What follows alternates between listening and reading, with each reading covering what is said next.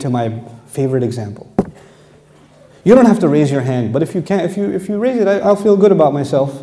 How many people know Ayetel Kürsi? Ayetel Kürsi. The last example of the evening I want to share with you is Ayetel Kürsi. Okay, we're going to recite it together. أعوذ بالله من الشيطان الرجيم. الله لا إله إلا هو الحي القيوم لا تأخذه سنة ولا نوم له ما في السماوات وما في الأرض من ذا الذي يشفع عنده إلا بإذنه يعلم ما بين أيديهم وما خلفهم ولا يحيطون بشيء من علمه إلا بما شاء وسع كرسيه السماوات والأرض وهو العلي العظيم. Ayetel Kürsi is made up of 9 sentences. Ayetel Kürsi has 9 sentences. I'll walk you through them. Allahu la ilaha illa huwa al-hayyul qayyum, number 1. La ta'khudhuhu sinatun wa la nawm, number 2. Lahu ma fis samawati wa ma fil ard, number 3. What's number 4? Man dha alladhi yashfa'u 'indahu illa bi idhnihi, that's number 4. يَعْلَمُ مَا بَيْنَ أَيْدِيهِمْ وَمَا خَلْفَهُمْ, number 5. Then وَلَا يُحِيطُونَ بِشَيْءٍ مِّنْ عِلْمِهِ إِلَّا بِمَا شَاءَ, number 6. Then وَسِعَ كُرْسِيُّهُ السَّمَاوَاتِ وَالْأَرْضِ, number 7. وَلَا يَؤُودُهُ حِفْظُهُمَا, number 8. وَهُوَ الْعَلِيُّ الْعَظِيمُ, number 9. 9 sentences. The first sentence is Allahu la ilaha illa huwa al-hayyul qayyum. It's a beautiful sentence which ends with 2 of Allah's names.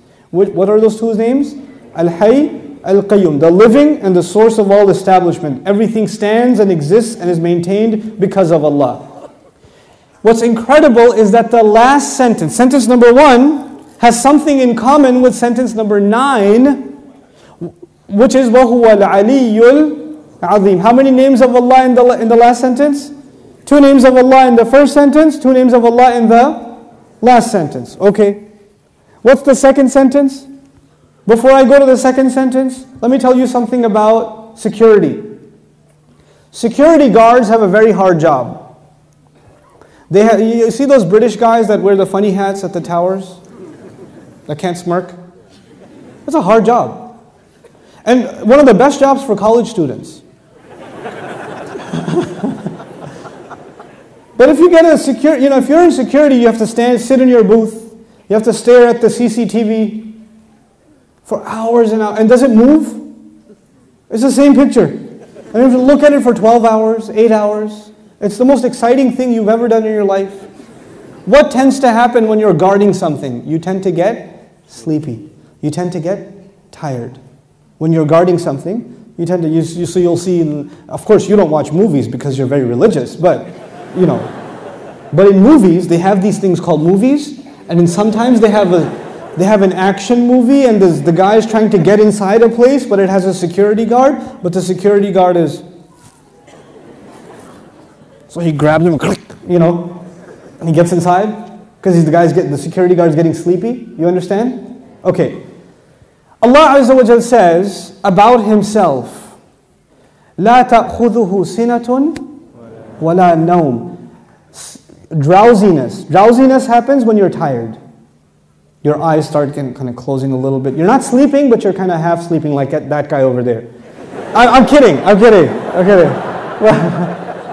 But you're half sleeping. That's sina. And of course, what happens after that? What's the next step? No.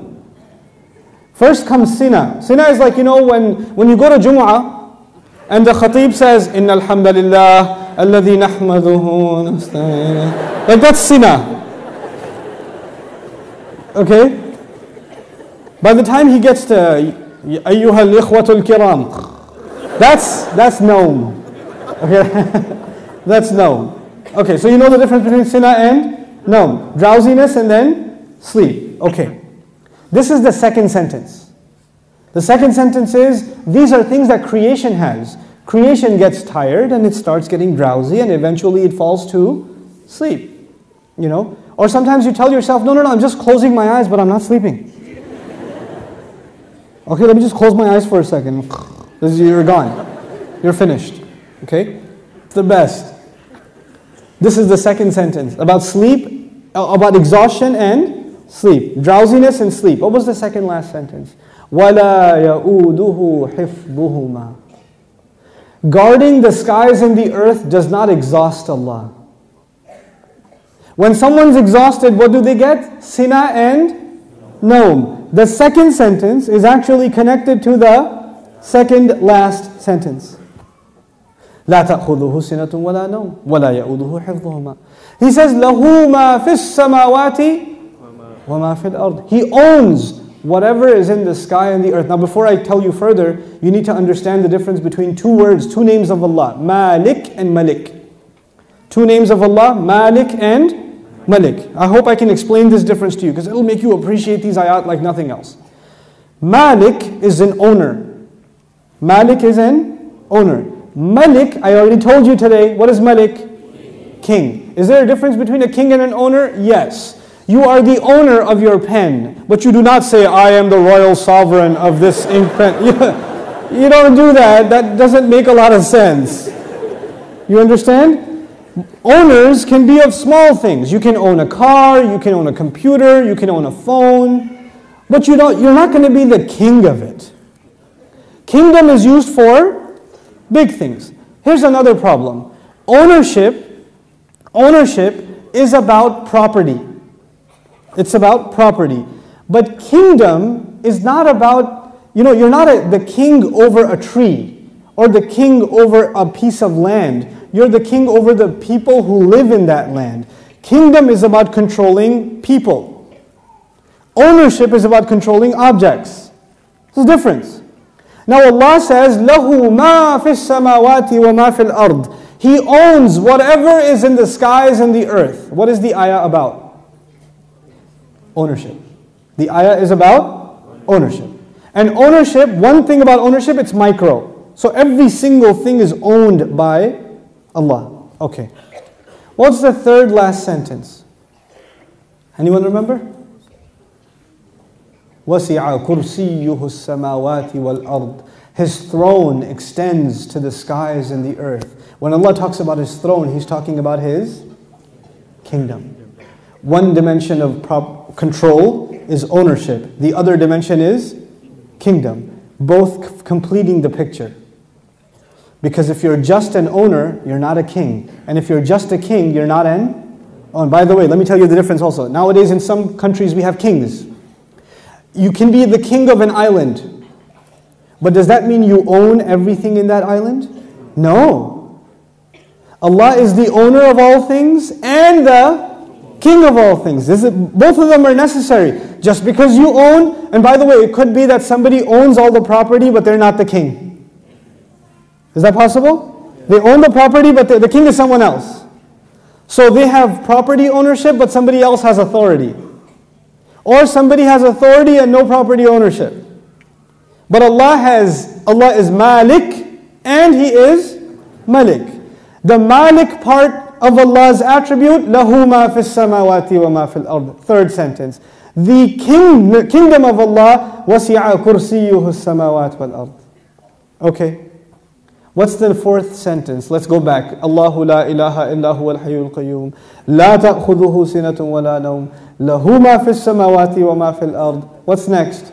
Man dhal ladhi yashfa'u 'indahu illa bi idhnihi. Let's understand this ayah first. Who will come and make shafa'ah with Allah except unless He gives permission? And Allah says nobody will come for you. Your uncle, your cousin, your dad, your mom, your boss. You're not going to come for you on Judgment Day and say, Ya Allah, actually he's not going to happen on that day. We're good. Nowadays you can do that. They're with me, VIP pass, so you can go inside. No, not over there. There's no VIP ticket. Except, the only exception is if Allah gives permission. So this ayah is about nobody having any authority unless Allah gives it to them. Nobody will have any authority, and the only exception, and the word exception is important, the exception is if Allah gives it to them. You clear about that? Okay. وَلَا يُحِيطُونَ بِشَيْءٍ مِّنْ عِلْمِهِ. They know nothing, they can control, they encircle nothing of His knowledge. إِلَّا, except بِمَا شَاءَ. The fourth sentence and the sixth sentence are both about a statement about Allah and the only exception. The statement was, nobody has authority to make a case except whoever Allah gives permission. They have no knowledge except whoever He wants to give knowledge to. Otherwise they know nothing. وَلَا يُحِيطُونَ بِشَيْءٍ مِّنْ عِلْمِهِ إِلَّا بِمَا شَاءَ. The fourth and the sixth sentence are correlated. The first and the ninth, the second and the eighth, the third and the seventh, the fourth and the sixth. What's left? Middle sentence? Yes. He says, يَعْلَمُ مَا بَيْنَ أَيْدِيهِمْ وَمَا خَلْفَهُمْ. Oh my God, He says He knows what is ahead of them and what is behind them. And He knew what is coming ahead in the ayah and what was behind in the ayah. He put in the middle of it is, I know what's ahead and I know what's behind. Who speaks like that? Who speaks like that? SubhanAllah. The way in which Allah talks, the way in which Allah delivered this speech. And I want you to be cognizant of a fact. The fact is, we now read the Quran as a book. We read it as a text. We say sentence number 1, 2, 3, 4, 5, 6, 7, 8, 9.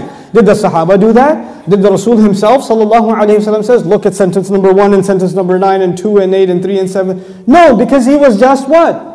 Speaking. He was speaking the Quran. We are able to see these things when they're put in writing. The Quran was so perfect when it was being given in speech. And which has more possibility of mistake? When you write something or when you say something?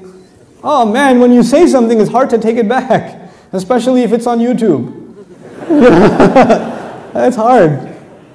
But if you're writing a nasty email, then you can, before you hit send, erase that and just say Eid Mubarak and then send it. You have a chance to take it back. But when you're saying something, it's done. There's no room to edit. There's no room to fix. Allah Azza wa Jal revealed this Quran not in writing. He revealed it in speech. He revealed it in speech. You know, I've sat with linguists, non-Muslim linguists, and I've shared some of these things with them. And they refuse to believe that the Quran is spoken.